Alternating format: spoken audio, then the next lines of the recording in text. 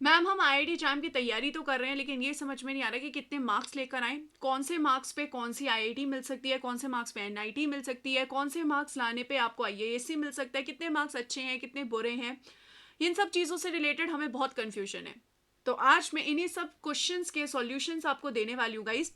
Welcome back to my channel Bansal biology guys. कितने marks पे आपका कट ऑफ जाता है आईआईटी जैम का, कितने मार्क्स पे आपको टॉप इंस्टीट्यूट्स मिल सकते हैं, इन सब चीज़ों के बारे में आज के मैं इस वीडियो में डिस्कस करने वाली हूँ। So let's get started with the lecture guys. देखो, सबसे पहले तो हम एक बेसिक कट ऑफ देखते हैं। बेसिक कट ऑफ मतलब कि इतनी कट ऑफ पे तो आपका आईआईटी जैम एग्जाम क्लियर होता है। तो अगर आप यहाँ पर देखोगे, हर साल कट ऑफ लगभग बढ़ती जा रही है, बढ़ती जा रही है, बढ़ती ही जा रही है।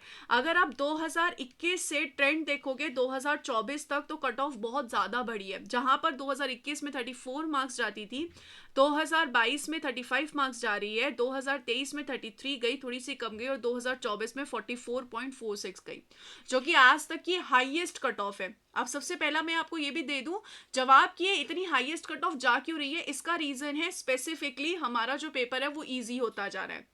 आईआईटी जैम में बायोलॉजी का जो कंटेंट है उसका अमाउंट बहुत ज़्यादा हो गया है। बायोलॉजी से क्वेश्चंस काफ़ी आ रहे हैं, तो पेपर इजी होता जा रहा है, और उसकी वजह से कट ऑफ धीरे धीरे बढ़ती जा रही है। सो कट ऑफ इंक्रीज हो गई है, इसका पूरा रीज़न है पेपर इजी हो जाना। सो ये कट ऑफ बेसिक है जिसपे आपका आईआईटी जैम क्लियर होता है। ये जनरल की है, ये ओबीसी की है, ये एसटी, एससी और पीडब्ल्यूडी की है। अब इस कट ऑफ से हमें इतना कोई फायदा नहीं होगा जान के, जब तक आप ये ना जाने कि कौन से मार्क्स पे आपको आईआईटीज मिलेगी। तो यहाँ पर हर आईआईटी का फर्स्ट एडमिशन लिस्ट होती है, सेकंड एडमिशन लिस्ट होती है, थर्ड होती है, फोर्थ होती है और फिफ्थ है। पिछले साल फिफ्थ एडमिशन लिस्ट तक लिस्ट गई थी। तो मैं यहाँ पर आपको फिफ्थ एडमिशन लिस्ट के बारे में बताऊंगी, क्योंकि वो फाइनल रैंक्स है कि यहाँ तक की रैंक वाले स्टूडेंट्स को ये कॉलेजेस मिले थे।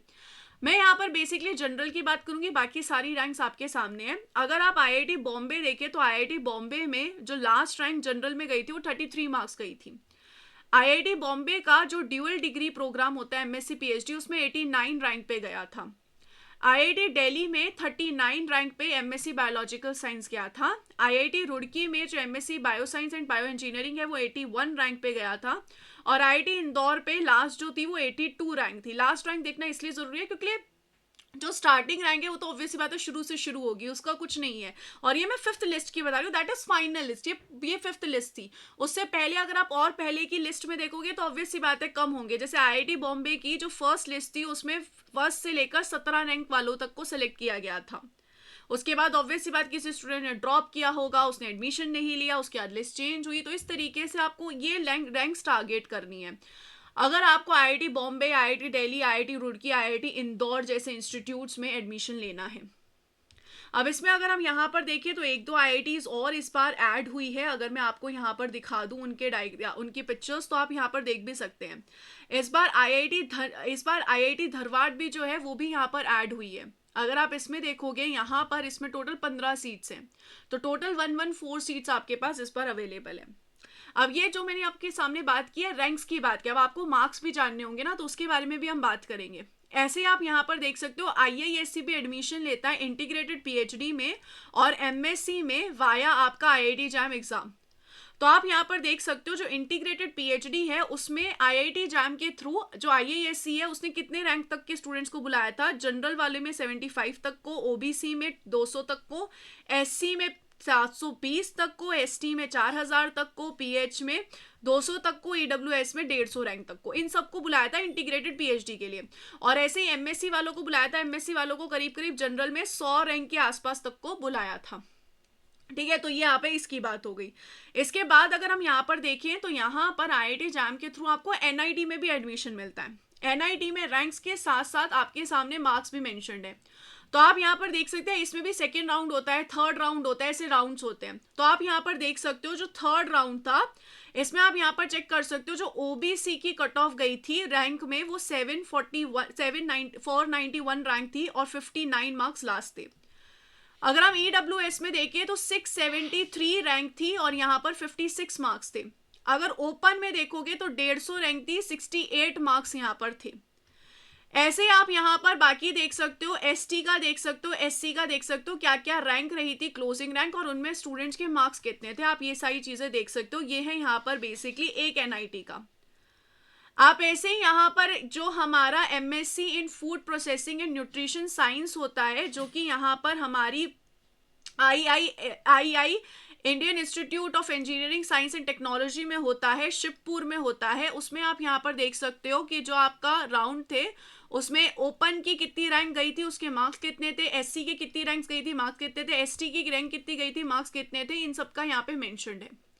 ऐसे ही अगर आप यहाँ पर देखोगे तो आपका जो आईसर भोपाल है वो भी इसके थ्रू एडमिशन लेता है एमएससी इन बायोटेक्नोलॉजी में। तो आप इन सब की भी रैंक्स देख सकते हो कि ओपन में इनकी जो रैंक थी वो यहाँ पर कितनी गई थी, 94 के आसपास रैंक इनकी गई थी, जिसमें 71 मार्क्स थे स्टूडेंट के।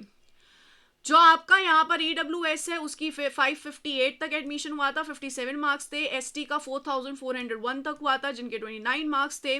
ऐसे ही आप यहाँ पर स्पेशल राउंड देख सकते हो, स्पेशल राउंड्स भी हुए थे जिसमें जो रैंक्स है वो थोड़ी और आगे चली गई थी। तो ये सब आपको मार्क्स और रैंक्स चाहिए अगर आपको एनआईटी और आईसर में एडमिशन लेना है। अब आईआईटी बॉम्बे, आईआईटी इंदौर, रुड़की और दिल्ली के मैंने आपको मार्क्स नहीं बताए लेकिन रैंक्स बता दिया। तो उसमें मार्क्स कितने चाहिए, आइए हम यहाँ पर वो भी देख लेते हैं। ये हमारे कुछ प्रीवियस स्टूडेंट्स हैं, उनके हिसाब से आप देख सकते हो कि कितने मार्क्स पे कितने रैंक मिलती है। प्रीवियस यानी कि पिछले साल अगर किसी स्टूडेंट के 78 मार्क्स आए थे तो उनकी AIR 19 आई थी। 77.67 मार्क्स आए थे तो 22 रैंक आई थी।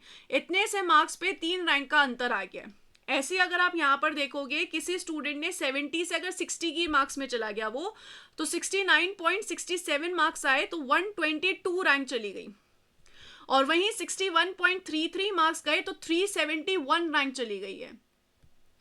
ऐसे अगर 60 से 50 की रेंज में आओ तो 59.33 मार्क्स होंगे तो 471 रैंक चली जाएगी। और अगर 55.33 मार्क्स हुए तो 726 रैंक चली गई। और ऐसे ही अगर आप यहाँ पर 50.67 मार्क्स के आसपास चले गए तो 1000s में रैंक चली गई है। तो यहाँ पर आप देख सकते हो कि फ्लक्चुएशन कितना है मार्क्स का। तो अगर आपको यहाँ पर आप जनरल कैटेगरी में हो और आपको इस रैंक में आना है, यानी कि आपको 82, 81 रैंक, 89 रैंक के आसपास आना है ताकि आपका यहाँ पर सिलेक्शन हो जाए IITs में, तो उसके लिए आपको यहाँ पर मार्क्स चाहिए होंगे करीब करीब, यहाँ पर आपको 70 के ऊपर तो मार्क्स चाहिए ही चाहिए, तभी आपका यहाँ पर इनमें एडमिशन हो सकता है IITs में। तो अगर आपको IIT में एडमिशन चाहिए तो ट्राई गेटिंग मार्क्स अबव 70। अब वो हर बार पेपर पे भी डिपेंड करता है, लेकिन अगर इस बार भी पुराने पेपर जैसे ही आ गया तो 70 मार्क्स के आसपास आपको IITs में एडमिशन मिल जाएगा।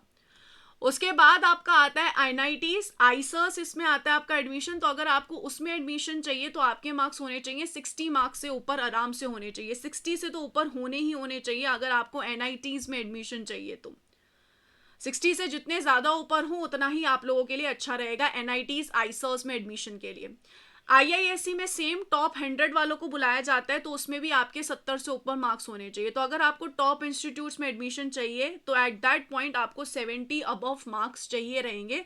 और NITs में एडमिशन चाहिए तो 60 मार्क्स से ऊपर मार्क्स चाहिए अगर आपको NIT और IIT में लेना है और आप जनरल कैटेगरी से बिलोंग करते हो। बाकी ST, SC, OBC इन सब के लिए मार्क्स जो पीछे जाते जाएंगे, आप वो सब देख सकते हो। ये सारी चीज़ें जो मैंने आपसे शेयर की है वो IIT JAM 2024 की थी।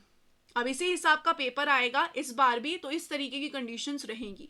ये सबसे रीसेंट पैटर्न है, ये सारे मेरे स्टूडेंट्स थे तो मुझे लगा आपके साथ ये जो चीज़ें हैं वो शेयर करनी चाहिए ताकि आपको अच्छे से आइडिया आए कि भाई हमें कितने मार्क्स लाने हैं। तो पता ही नहीं है, कट ऑफ तो सबको पता है लेकिन मार्क्स किसी को भी नहीं पता होता कि कितने मार्क्स पे आपको कौन सा इंस्टीट्यूट मिल सकता है। सो ये मेरे को लगा कि मुझे आपके साथ क्लियर करना चाहिए। और अगर आपको मेरे साथ IIT JAM की पूरी कंप्लीट प्रिपरेशन करनी है 2025 के लिए, अगर आपको प्रिपेयर करना है तो आप RNA बैच ज्वाइन कर सकते हो, जिसमें सिर्फ IIT JAM के साथ साथ बाकी सारे MSc एंट्रेंस और गेट की भी प्रिपरेशन कराई जाती है। अगर आपको यहाँ पर हमारे साथ 2025 के लिए जुड़ना है तो आप यहाँ पर हमारा सेल्यूलर बैच ज्वाइन कर लीजिए, और 2026 के लिए जुड़ना है तो RNA बैच आप यहाँ पर ज्वाइन कर सकते हैं। आप सिर्फ बायोलॉजी वाला बैच भी ज्वाइन कर सकते हैं, सारे सब्जेक्ट्स वाला बैच भी ज्वाइन कर सकते हैं। अगर आपको जल्दी जल्दी रिकॉर्डेड बैच में पढ़ना है तो आप रिकॉर्डेड बैच भी देख सकते हो। आपको complete test series IIT JAM के लिए चाहिए, आप ये देख सकते हो। आपको 5 से फुल लेंथ मॉक टेस्ट चाहिए तो आप ये कोर्स देख सकते हो। अगर आपको सारे MSc एंट्रेंस की टेस्ट सीरीज चाहिए तो आप ये कोर्स देख सकते हो। और अगर आपको सिर्फ प्रैक्टिस सेशन चाहिए तो आप ये कोर्स एनरोल कर सकते हो। मुझे उम्मीद है कि ये सारी कट ऑफ जान के आपको अच्छा लगा होगा और बहुत सारी इन्फॉर्मेशन आपने गेन की होगी। Thank you so much for watching this video. Wish you all the very best. Take care of yourself. Bye bye guys.